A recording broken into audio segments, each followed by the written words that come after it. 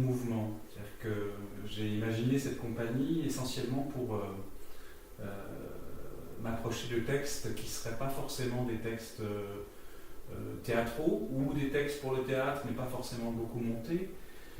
Je pense par exemple à un texte comme le théâtre pour le théâtre, à ce que j'ai pu faire avec les œuvres de Lessing, Nathan le Sage, qui n'est pas une pièce qui a beaucoup été montée, ou une autre pièce de Voltaire aussi, Nanine.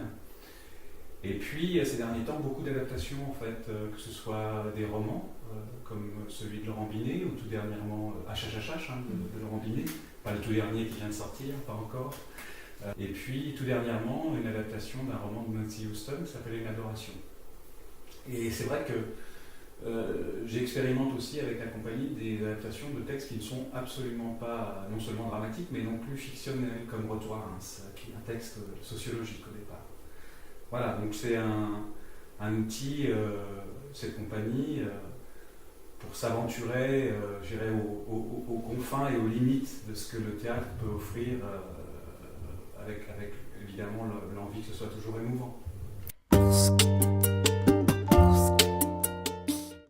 Retour à Reims, c'est un texte extrêmement important en tant que tel.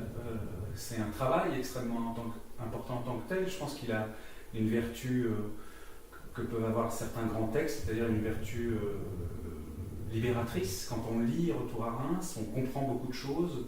Et pour beaucoup, je ne suis pas le seul, c'est une expérience extrêmement libératrice.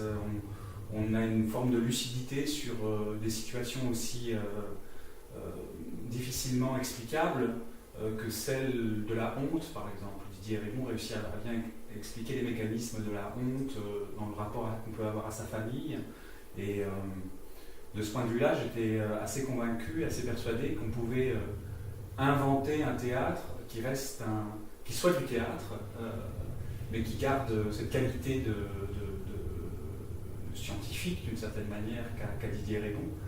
Et puis il y avait aussi toute une analyse politique sur la place du Front National et du vote Front National dans les couches populaires, dans les classes laborieuses, on va dire. Et c'était très intéressant de donner une parole supplémentaire à ce livre, une autre forme peut-être d'expression, et de le faire rencontrer une autre forme de public. Et puis j'étais assez persuadé du fait que nous allions pouvoir en faire quelque chose d'émouvant. Il y avait un choix à faire assez important, et pour répondre à votre question sur la manière de faire avec ce texte-là, c'était de resituer réellement le livre. C'est-à-dire que le théâtre a besoin de situation, a besoin d'une certaine manière de personnages dans une situation, ou en tout cas de situations qui définissent des personnages, au moins dans les contours de la situation. Et donc on a réinstallé tout l'échange du sociologue réfléchissant sur la nécessité d'écrire sur sa propre existence, sur son propre rapport à sa famille, dans cette journée où il rend visite à sa mère le lendemain des obsèques de son père, auquel il n'a pas assisté. Voilà. Et donc du coup toute la distance, toute la douleur aussi, la souffrance et toutes les explications nécessaires qui vont se donner à ce moment-là prennent corps dans un échange d'1h05 comme ça. Et puis ça nous permettait d'être sur à la fois l'intelligence et le rapport, je dirais, plus scientifique, sociologique, et évidemment la chose plus émouvante du rapport à la mère et de l'incompréhension aussi. Voilà. Et donc on est convié comme spectateur à assister à ce moment peut-être de rapprochement, en tout cas de ce que peut être un retour. Donc quand il y a retour, c'est qu'il y a eu départ, donc il y a eu exil, donc une compréhension de ce qu'est aussi l'exil, et du coup une explication de ce qu'est la souffrance.